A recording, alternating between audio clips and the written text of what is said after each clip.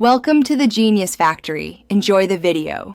You begin by preparing the minimum required context so the developer can act. First, list the exact environment, OS, app build, device, and network. Then reproduce the issue once and write clear numbered steps that show how to trigger it. Capture a single screenshot or a short 10-20 second recording and export relevant logs. Once done, make sure these items are attached before submitting so your report isn't delayed by missing details. Next, focus on the middle work, precision and impact.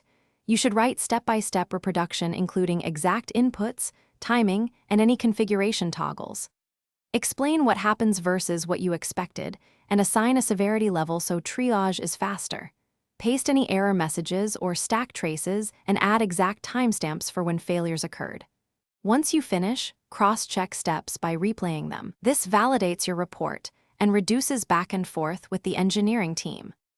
Finally, submit the report using the project's canonical tracker and apply correct tags, priority, and assignee so it lands with the right team.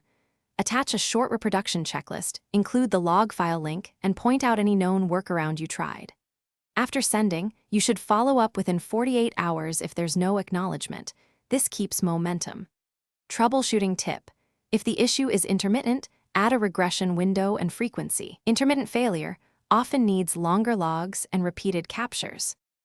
Thanks for watching. If you found this helpful, don't forget to like and subscribe.